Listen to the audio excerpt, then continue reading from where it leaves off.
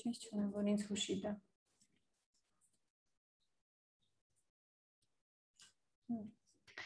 Բարև ձեզ։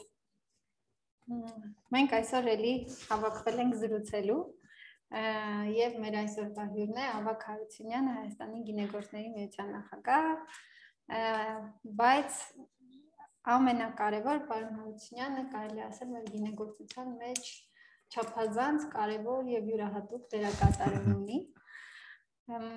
Եվ այսօր կփորձենք հասկանալ,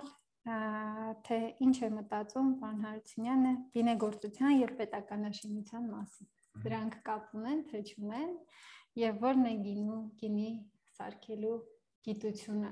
եթե այդպեսին կա։ Այսօրվա դեպքերը միևնույնն է մեզ անընդհատ կապում են հողի հետ։ Մենք երկար կարող ենք խոսել երևի գինեգործությունից, բայց եկեք գնանք հակառակ կետից, որովհետև անընդհատ մեզ հիմա մտատանջող հանգամանքը մեր երկրի վիճակն է, եւ հենց առաջին հարցը, որ կուզեմ մի քիչ խոսենք իրար հետ, ձեր կարծիքն իմանանք, պարոն Հարությունյան, կարող եք ասել ձեր ինչ որ կապ կա դրա մեջ։ Տեսեք, մենք հիմա այգի ենք տնկում 13-14 մարտ համարյա սահմանամերձ գոտում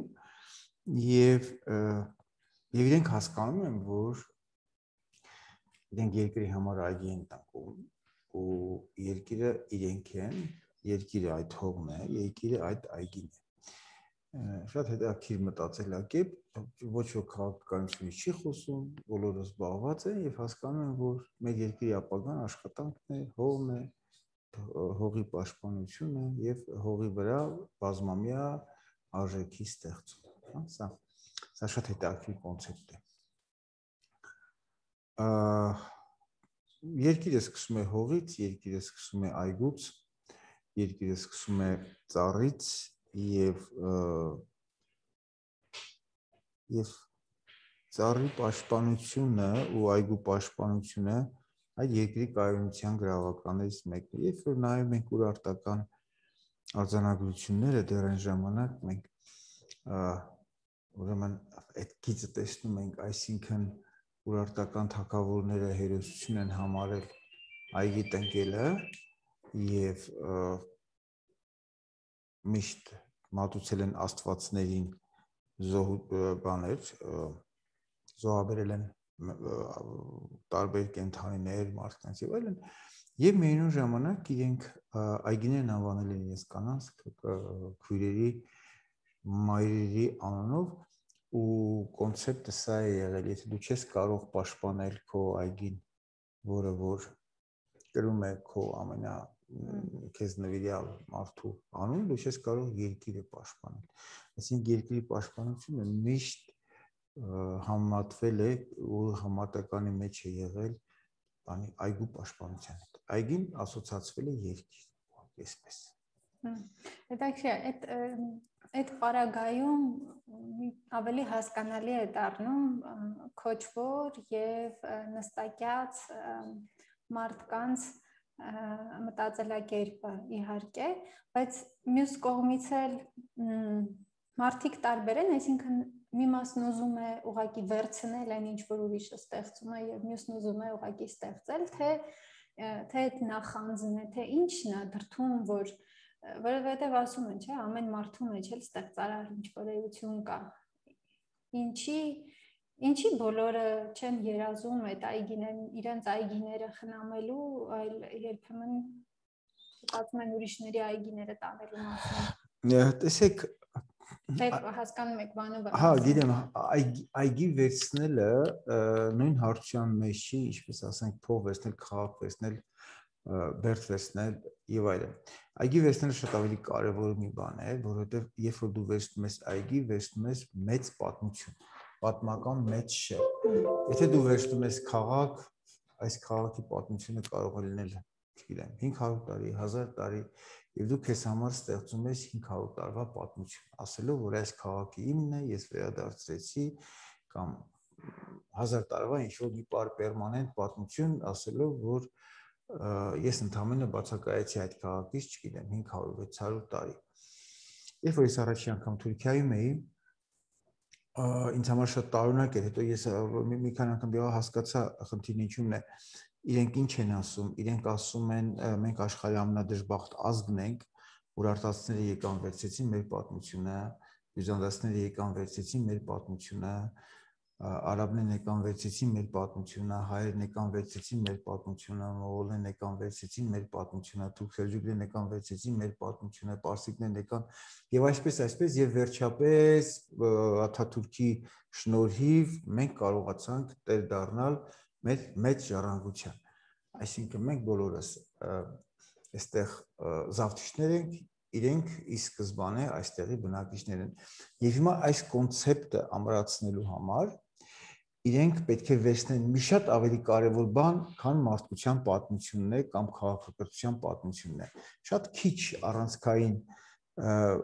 բաներ կան մարդկության պատմության մեջ, որը ավելի հին է, քան մարդը, սա խաղողն է ու գինին։ Երբ որ դու վերցնում ես այգին, վերցնում ես գինին, միանգամից վերցնում ես 6-7-10 հազարանոց շերտը, ասելով որ սա ես եմ, գալիս եմ այդքան հեռվից։ Սա է որ 1931 թվականից այն պահից, երբ որ Աթաթուրքը թույլատրեց պատրաստել Թուրքիայում գինի, այդ պահից սկսած իրենք վերցնում են այն, ինչ որ հնարավորի միջոցով հնարավոր է իջնել դեպի ներքև եւ ասել, որ իմն է այս ամբողջ ընթացքը ժամանակի։ Ադրբեջանը շատ ավելի խորամանկ քաղաքականություն է վարում։ 1828-ին, երբ որ մենք մտանք ցարական Ռուսաստանի կազմի մեջ, Վրաստանն էլ շատ տարօրինակ խաղեր է տալիս այս վերջին 200 տարում, իրենք 1802-ին մտան եւ իրենք 30 տարի ունեին, որպեսզի ցարական իշխանություններին համոզեին, որ իրենք են միակը այս տարածաշրջանում եւ իրենք են սկիզբը ու իրենք են կրող ամբողջ մշակույթի։ Հիմա փողով, հետո իրենք որ 1802-ին, 1805-ին թալանեցին ռուսների հետ միասին Էջմիածնադարանը, Էջմիածնի, ձեռագրերը տարանցկեցին թարգմանել։ Մի խոսքով, երբ որ մենք մտանք բանի մեջ, ցարական Ռուսաստանի կազմի մեջ, կար մեծ պլատֆորմ այն, որ դոմինանտը վրացիներն են։ Սա գուցե գալիս է նրանից, որ մեզանից, այսինքն դրանից 100 տարի առաջ իրենք արդեն վերականգնել էին պետականությունների տարբերություններ եւ հողը կար, պարաթողը կար ու սա այս ճանապարհով գնաց, սա առանձին պատմություն է, ամբողջ բանի Հյուսիսային Հայաստանի եւ Բուն Կախեցիայի եւ մյուս հարավային Վրաստանի մյուս հայաշատ շրջանների բանը պատմական ժառանգության յուրացումը։ Մենք երբեք չենք ասել, որ Կախեցյան Հայաստանը, մենք երբեք չենք ասել, որ դա հայկական ինչ-որ մի տարածք է, բայց այնպես է ստացվել, որ 5-600 տարի անընդհատ հայկական թագավորական տների, իշխանական տների ժառանգներն են այդտեղ ղեկավարել եւ մշակույթը ամբողջ ինքը գրում է այդ հայկական բանը կա, ձեռագիրը կա, երբ որ դուք նայում եք 1840-ականների մարդահամարի տվյալները Կախեցիայի 50%-ից ավել հայկական բնակչություն էր եւ ամբողջ այգիները մանավանդ 1861 թվականից հետո, երբ որ ճորտատիրական կարգերը վերացան, հայ ճորտերը գնեցին իրենց ազատությունը, վրացիները սննկացան իշխանները, որովհետև միակ աշխատուժը հայերն էին եւ հայերը երբ որ գնեցին իրենց ազատությունը դուրս եկան բանից աշխատանքից եւ իրենք որպեսզի սննկանան վարկեր վերցրեցին իշխանները, որ կարողանան ապրել, բայց աշխատող չունեին եւ իրենք գրավ էին դրել այգիները, գրավը անցավ բանկերին, բոլոր բանկերը հայկական ծագում ունեին կապիտալը Կովկասի 60-ական, 70-ական եւ բոլոր այգիները բանկերը վերադարձեցին այն գյուղացիներին, որոնք ժամանակին այդտեղ աշխատում էին եւ ամբողջ Կախեցիայի գինեգործությունը շարունակեց իր հայկականությունը, արդեն հայկական տերերով։ Եվ եթե չլիներ 1918 թվականի այս բանը, անկախացումը Վրաստանի, ապա շատ դժվար է ասել, թե ինչով վերջանար։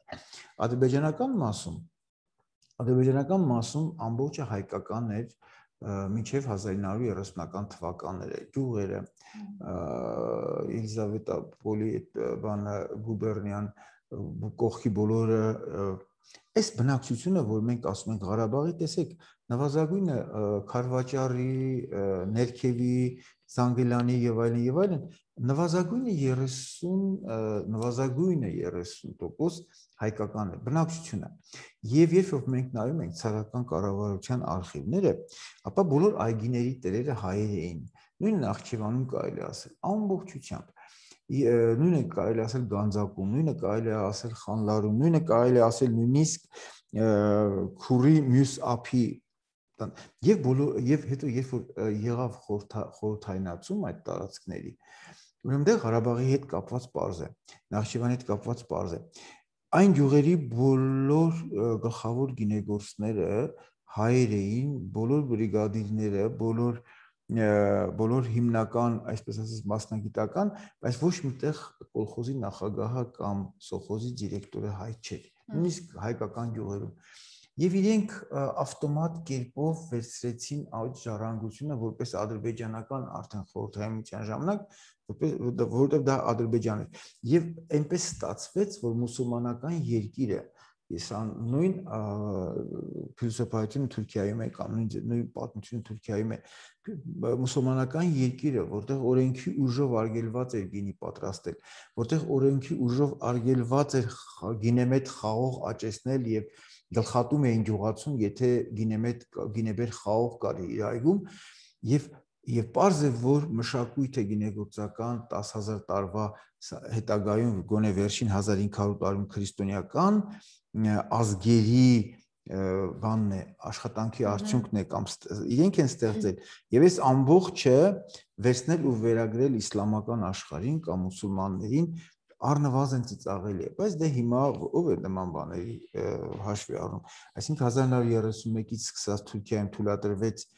արդեն գինի պատրաստել եւ 1970-ական թվականներին Թուրքիան համարվում էր գինու մշակույթի ամենալուրջ կրողը, Արարատ լեռը այդտեղ է, Նեմրութը այդտեղ է, Աստվածները այդտեղ են, Ուրարտական ամբողջ ժառանգության 90%-ը այդտեղ է, արձանագրություններով ջրանցքները ռուսական բանի Ուրարտական թագավորների կառուցած ջրանցքները այդտեղ են, այգիները դեռևս մինչև հիմա մնացած այդտեղ են, նույնը կարելի է ասել բյուզանդիական ժառանգության մասին, նույնը կարելի ասել ասորական ժառանգության, սիրիական եւ այլն։ Այսինքն գալիս եմ ձեր հարցին էլի, ինչու են իրենք այսպես կարևորում սա, որովհետեւ վերցնելով այգի վերցնում են առնվազն 7000 տարվա երաշխիք, որ իրենք կան։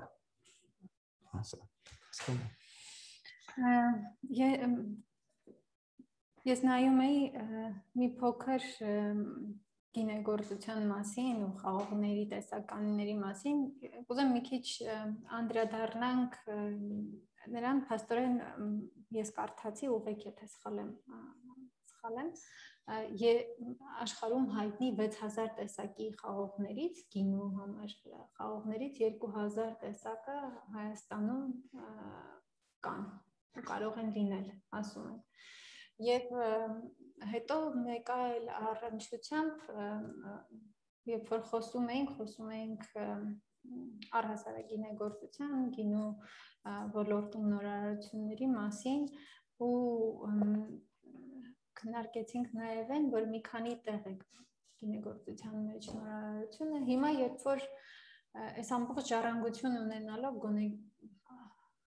ավելի բաց է, ավելի գիտենք, կարողանում ենք վերլուծենք, կարծես թե վերադարձել ենք գինեգործության ու հələ մի հատ էլ նորարարությունների մեջ ենք մտնում։ Այսինքն ամեն ինչ իրականում այդքան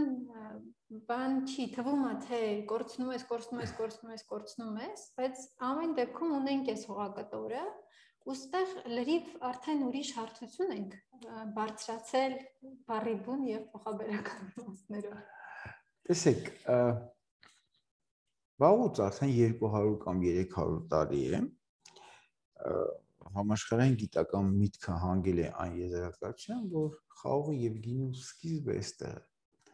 հենց այստեղ, որտեղ հիմա մենք կանք։ Եվ սա պատահական չէ, որովհետև նախ կա Աստվածաշունչ, հрьяաներն էլ ինչքան որ չէին սիրում մեզ, ինչքան էլ որ դիմադրում էին, այնքան հզոր էին պատմական կռվանները 2000 տարի առաջ, որ միևնույն է իրենք նույն տեղավորեցին Արարատի գագաթին։ Այնքան մենք մեծ ժառանգություն էինք ստեղծել եւ փոխանցել մեր սերունդներին 2-3000 տարի առաջ, որ հрьяաները ստիպված դա ընդունեցին նույն Արարատի գագաթ իջեցնելու տեսքով։ Ինչ տարբերակ կար, ուրիշ ինչ ծառեր կային, չէ, սա իրենք կարող են ինչ-որ մի խորը ձորում իջեցնեին այդտեղ։ Հիմա այսինքն սա միակ առայժմ միակ ամենահին պատմական բանն է, այսպես ասած աղբյուրն է, հետո դրան գումարվեցին իհարկե լիքը Ստրաբոն, Քսենոֆոն, ճանապարհորդներ, որոնք նկարագրեցին Հայաստանը եւ այլն, եւ իհարկե 18-19-րդ դարին այդ դարում մեծ հնագիտական այդ պեղումներ աշխատանքները Եվրոպայի այս տարածաշրջանում եւ բոլորը եկան հանգեցին այն մտքին, որ սա է կենտրոնը, սրան գումարվեց այն թեզը, որ տեսեք, խորհրդային միության ժամանակ գիտնականները շատ լայնածավալ հետազոտություններ են կատարել եւ Վավիլովը ուրիշները եկան ու այս փոքրիկ հողակտորի վրա, այս որը կոչվում է խորհրդային Հայաստան, գրանցեցին, հայտնաբերեցին 400-ից ավելի սորտեր խաղողի այս փոքրիկ տարածքի վրա, որ թույլ տվեց ասելու, որ սկիզբը սա է, որտեվ տեսեք 6000 տեսակի մեջ այն էլ 400-ից շատ ավել կան իհարկե 400-ը այստեղ է եւ սրանց գենետիկական անալիզները ամբողջական նկարագրությունը թույլ տվեց հանգելու այն եզրակացության, որ խաղողը ծնվել է այստեղ կուլտուրական խաղողը վայրից մարդիկ դարձրել են մշակովի։ Հետո իհարկե նաև շատ աշխատանքներ եղան, ես մի քանի մոնոգրաֆիաներ գրեցի, միայն Թուրքիայի տարածքում հայկական այս բանում հայկական հետքերով Թուրքիայի տարածքում 1200-ից ավելի սորտ ես գտա գրականության աղբյուրներում հրատարակված մինչև 1915-1914 թիվը։ Երբ որ մենք համադրում ենք սա այսօրվա Թուրքիայի հրապարակած թվերի հետ, դա մոտավորապես համընկնում է։ Այսինքն այս փոքրիկ տարածքում մենք ունեինք 1200 պլյուս 400, 1800 եւ անցած տարի մենք ֆինանսավորեցինք մի փոքրիկ արշավախումբ եւ նախանցած տարի ու գտանք եւս 160։ Այսինքն այնքան Լեռնային Ղարաբաղ, Արցախում եւ այստեղ։ Այսինքն դեռ կարող, չնայած որ այգիները քանդվել են, վերացել են շատ բաներ, բայց մենք դեռ կարող ենք այս ամբողջը հարստացնել։ Հիմա ո՞րն է սրա կարևորությունը, որ դուք ասում եք, տեսեք, գինին ֆենոմենալ է մի քանի առումով, այն որ մենք ունենք պատմական ընթացք եւ ասում է, որ դու գալիս ես 10000 տարուց ավելի բանից, հնությունից եւ կաս հիմա այսօր ի շնորհիվ դրա։ Մեկ, երկրորդ, գինին ինքը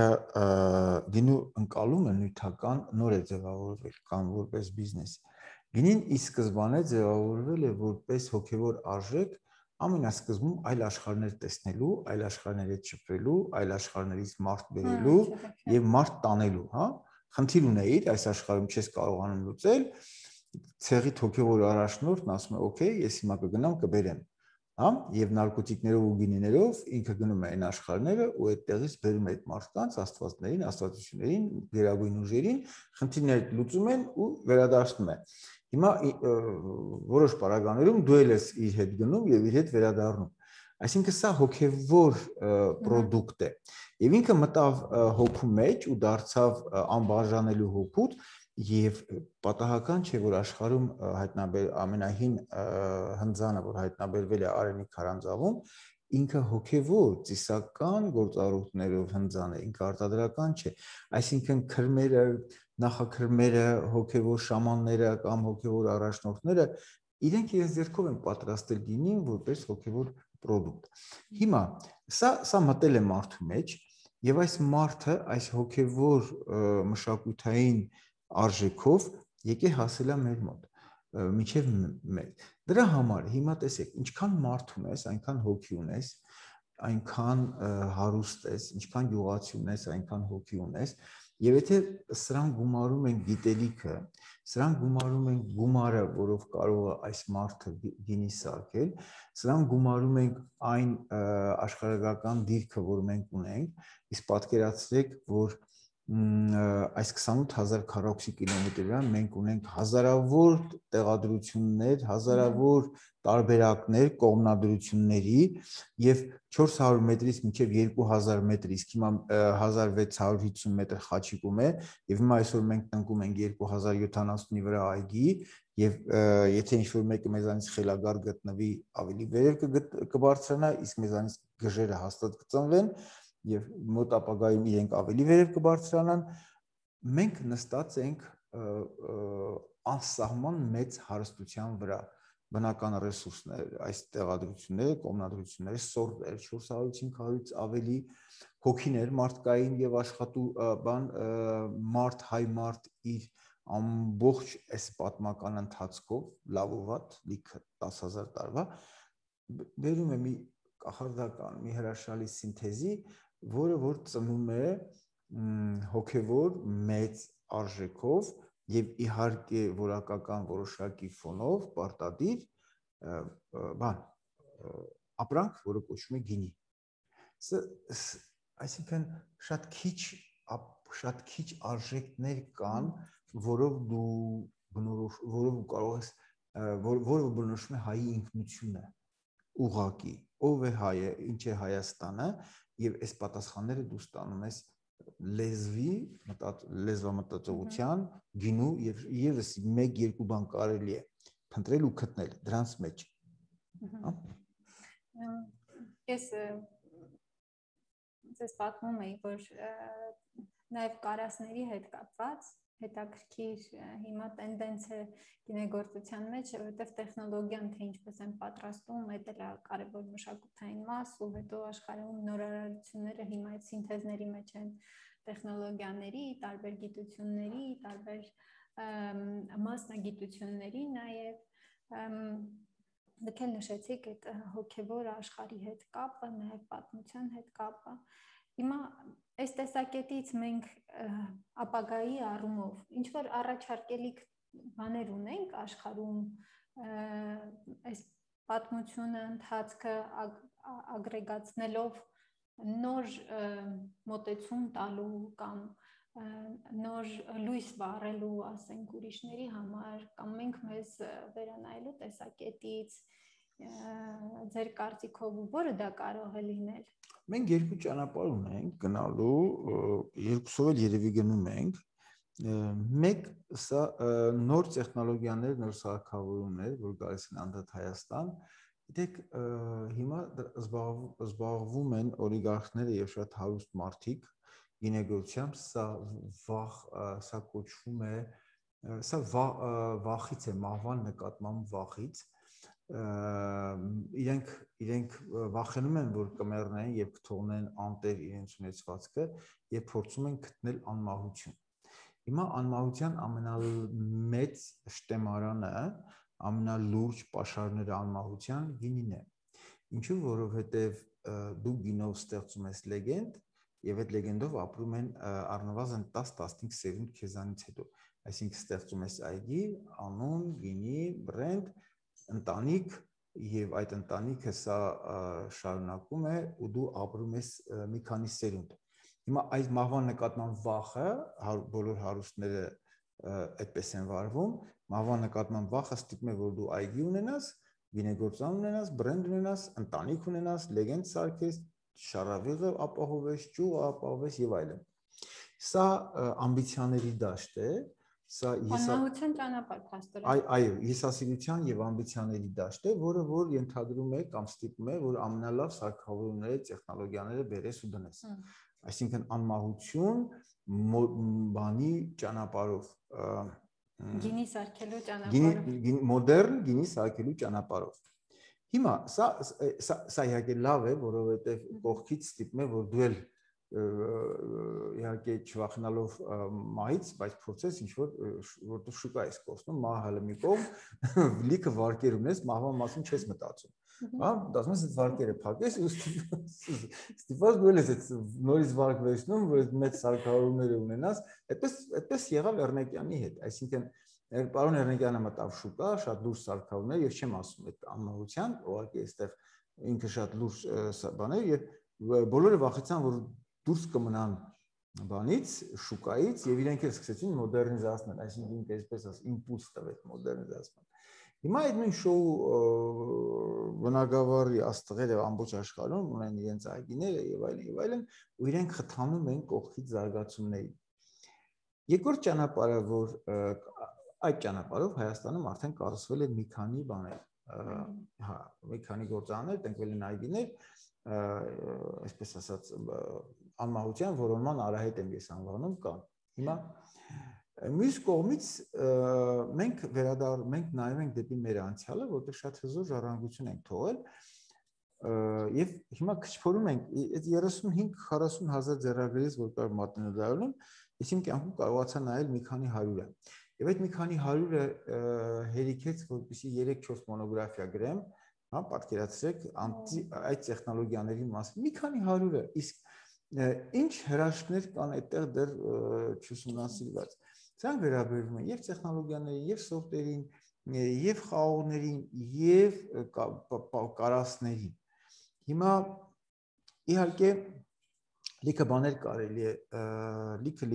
կարելի է վերցնել, որպես շատ օրիգինալ բան, եւ այդ լիքը բաներից ամենաակնառուն, ամենապարզը կարասներն են, եւ ինչու են իրենք պարզ, որովհետեւ այլ ճանապարհ չունեինք, քան կարասներում պահելը։ Հիմա կարասներում պահելը դա բան էր, անխուսափելի մի բան էր եւ ամբողջ արվեստը, հոգեվորը եւ բիզնեսը պատտվում էր կարասի շուրջ, կարասի դրսի շուրջ եւ կարասի ներսի շուրջ։ Ինչպես պետք է անեին, այսինքն առավելագույնը կորզեին այդ կարասից։ Ու մեծ արվեստ էր կարասի ներսը մշակելը, կարասի դուրսը մշակելը, հողը մշակելը, որտեղ որ թաղված էր կարասը, այդ մաքրել, պահել, կափարիչը, նյութը, մի խոսքով, մի 3000 տարի, այսինքն մինչև 16-րդ դար կամ 4000 տարի մարդիկ անդադ կարասը կատարելագործել են։ Մի կողմից խնդիր կար, որ ամբողջը իներտ լիներ եւ գինի չփչանար, մյուս կողմից էլ խնդիր կար, որ գոնե մի քիչ պետքա շնչի դա։ Շատ բարդ տեխնոլոգիական լուծումներ կար եւ հայերը ի տարբերություն, ասենք, աշխարհի մնացած շատ ազգերի, իրենք այդ խնդիրները վաղուց լուծել էին եւ շատ բարձր մակարդակով էին լուծել։ Հույները 4-5-րդ դարում գրեցին մեկ հատ հանրագիտարան, ինքը կոչվում է գեոպոնիկա, գյուղատնտեսության մասնավորապես խաղաղությունը, գինեգործությունն կար այդտեղ, եւ 8-րդ եւ ինքը մինչեւ 9-րդ դար հայերի համար կարևորագույն մի բան է, ձեռնարկ էր։ Հետո 9-րդ դարում հայերը որոշեցին, որ գեոպոնիկան պետքա թարգմանեն։ 200 տարի թարգմանեցին, 11-րդ դարում դիպ վաստակոց անվամբ գրեցին, վերջացրեցին, եւ ես նայում եմ գեոպոնիկայի մի քանի թարգմանություններ, ասենք հունական, հիմնականում հունական եւ հայկական, այնտեղ ուրիշ բաներ կար, որովե մի ընդհանուր բան չկար, այսինքն հայերը գրել էին 0-ից, բայց քանի որ 200 տարի առաջ որոշել էին, որ դա թարգմանությունն է, ամենավերջում գրել էին թարգմանություն ու հունական, բայց որևէ մի առնչություն ընդհանուր բան չկար։ Ուզում ասեմ, որ այնքան հզոր էր մեր տեխնոլոգիական միտքը, որ կարող է հարստացնել տասնյակ երկրների, ազգերի։ Հիմա սա ճանապարհ է, որպեսզի մենք վերադառնանք շատ մի ունիկալ տիրույթ, որը որ Հայաստանին բան կանի, մի անգամ այն այլ հարթության մեջ կդնի աշխարհիս երեսի։ Ուղղակի պետք է հիմա քաղաքական կանգ, ճիշտ որոշումներ, որպեսզի մենք կարողանանք արժանավայել տեր դառնանք մեր ժառանգությանը եւ պահենք ու չտանք ուրիշներին, ոնց որ էս 2-3 կիլոմետրանոց հատվածը, հա, այդ չեմ խոսում բանի մասին, Արցախի մասին։ Այդ բերում եմ ես երևի հաջորդ հարցին, եթե հիմա դուք լինեիք աներևակայելի, ասենք, կամ ձեր պատկերացրած ամենաազդեցիկ ուժի պատասխանատու դերում, ասենք, մարդ, որը կլներ համար առաջին, ասենք, գործը, որ իմանայիք, որ անեք, բոլոր ինստիտուտները ակնթարթորեն կփոխվեն եւ կսկսեին աշխատել այդ կյանքի կոչելու համար, ասենք, այդ գործը ամենաառաջնային հիմա խնդիրը կամ հարցը, որով պատկերացնում եք պետք է զբաղվել որն է։ Հիմա։ Հա։ Գիտեք, մեզանից եկեք, քան որ հիմա շատ մենք ճնշված վիճակում ենք։ Չէ, ճնշված։ Մեզ տարբերակներ տանք, որպես հայերի։ Չէ, ճնշված է։ Սա մեր նիստուկացն է վերջին 5000 տարվա մեջ։ Մենք միշտ կորցրել ենք, ձեռք ենք բերել, կորցրել ենք, սա կոչվում է պայքար։ Հարյուրավոր տարիներ մենք կորցրել ենք ամեն ինչ, բայց մնացել ենք հայ, որտեղ ունեցել ենք գինի, ունեցել ենք լեզու, ունեցել ենք խոհանոց, ունեցել ենք հագուստ, ունեցել ենք լիքը ուրիշ բաներ, որոնք մեր ինքնությունն են եղել, պայմանավորել են մեր ինքնությունը եւ հետո ուրեմն եղել է այդ կորիզը, այս տեսեք 50,000-անոց տղամարդկանց մի խումբ, որը վերջին 7 կամ 6000 տարվա մեջ անընդհատ ինքը հետ է բերել կորցրածը։ Եվ մենք ունենք այսօր այդ 50,000-ը եւ պետք չի որ ընկնեն բանի մեջ, հա, դեպրեսիաների եւ այլն մեջ։ Սա մեր սովորական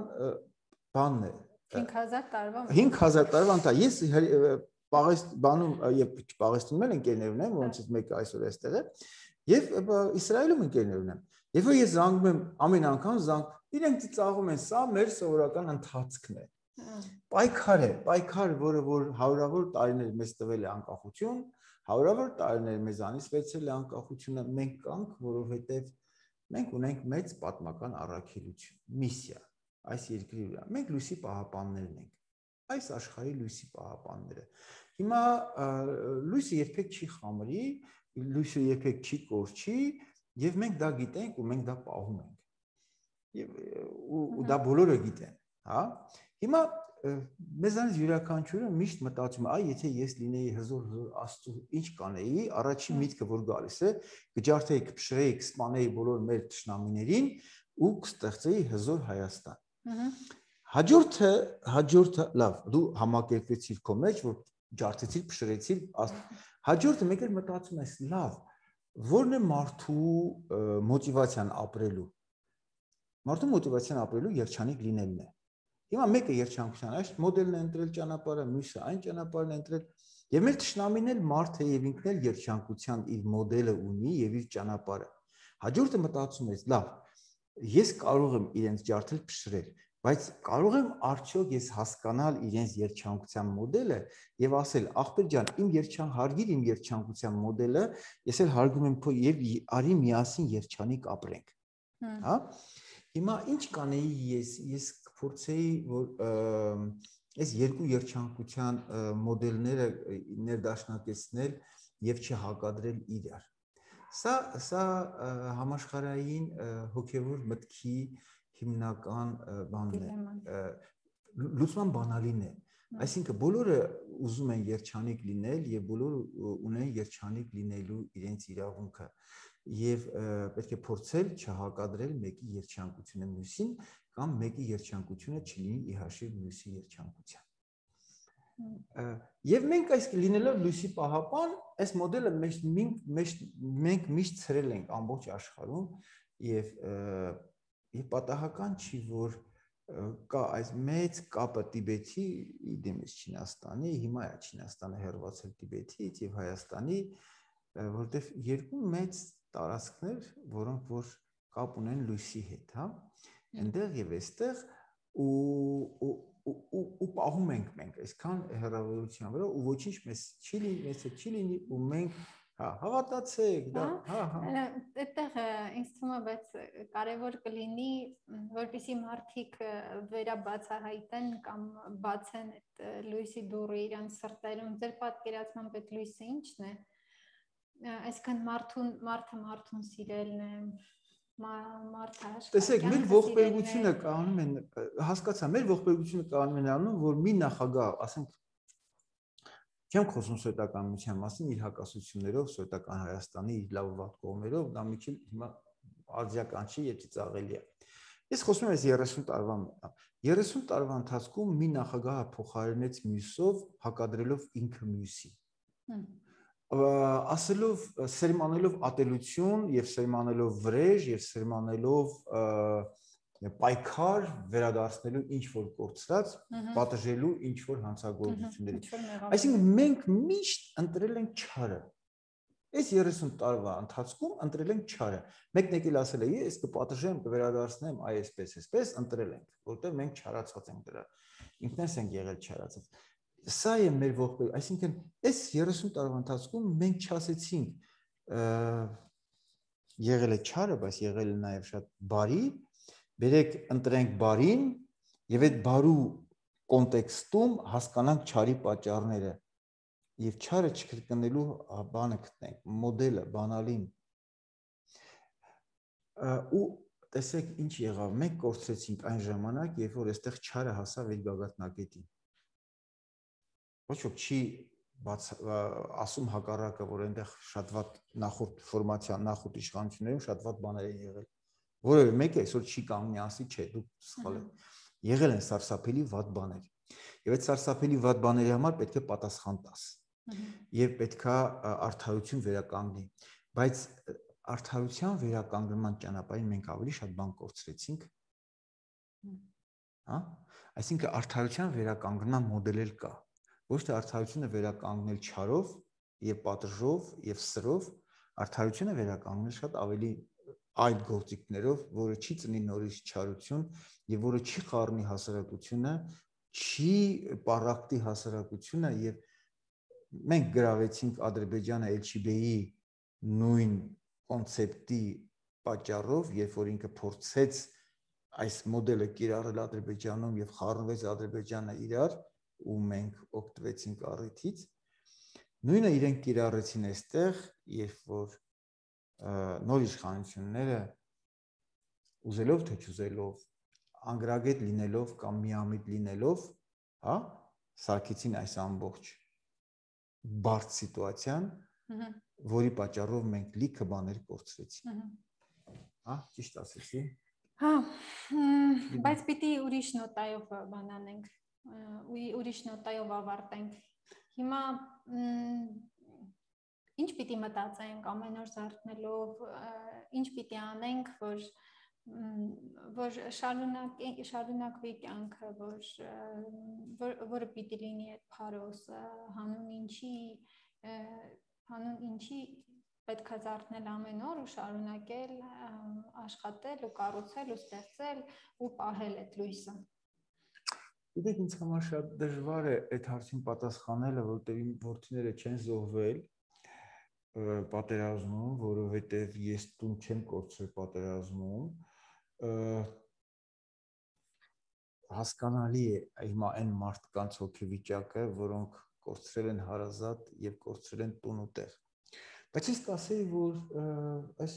առօրյան արթնանալով, աշխատանքի գնալով, արժեք ստեղծելով, հողը մշակելով, այգի տնկելով, դու ցույց ես տալիս, որ ունես երկիր եւ դեռ սիրում ես այդ երկիրը։ Ու այդ երկիր սերը կծնի հզոր երկիր։ Ու շարունակվում ես նա։ Ու շարունակվում ես, իհարկե շարունակվում ես։ Այսօր ես հարկ եմ վճարում գուցե ավելի շատ, քան մինչև պատերազմը։ Եվ ես ուրախ եմ, որ այդ հարկը եմ վճարում։ Ես գիտեմ, որ ինչ որտեղ այդ հարկը գովանում են, ինչ որտեղ յուրացնում են։ Ես հասկանում եմ, որ պետք է դրա դեմ պայքարի, բայց նաև ես ուրախ եմ, որ այդ հարկը վճարում են։ Հա? Սա է կարևորը, այսինքն արթնանալ եւ մտածել, որ դու 7-8000 տարի անընդհատ կաս այդ հողի վրա եւ հողմերը այսպես եկել անցել են, բայց քո սարը կա ու դու կաս։ Ու կլինես, ու լիքը սարեր դեռ կլինեն։ Հա, ու մեկ էլ ինձ թվում է ուրիշ ոչ մի ազգ չի երթվել գինով, էլի 65 ինտերկենտրոնի, դա էլ ինչ որ դա իհարկե չէ, շատ մեծ բան կա, իմ ժողովրդին ես շատ եմ սիրում եւ ուզում եմ իմ ժողովրդին ասել, որ փոքրիկ անցողիկ քամիներ են սրանք։ Մենք մեծ միսիա ունենք, մեծ միսիա ենք կատարում։ Մենք եղել ենք ծովից ծով, մենք եղել ենք մի քիչ փոքր, մենք եղել ենք մի քիչ մեծ, մենք եղել ենք մի քիչ շատ, մենք եղել ենք մի քիչ քիչ, բայց միշտ մենք եղել ենք, միշտ ու միշտ մենք կլինենք։ Հրաշալի։ Հա։ Այնպես որ բոլորս այգիներ տնկելու։ Հա։ Չէ, բոլորս գինի մշակելու եւ շարունակելու ստեղծել ու ստեղծագործել մեր հողում, որը մեզ հետ է վերադարձնում այդ պատմությունը մշակույթը։ Շնորհակալություն շատ։ Խնդրեմ։ Տեսեք, մենք ավելի երկար զրուցեցինք, դուք չնկատեցիք ոնց անցավ ժամանակը։ Հաջողություններ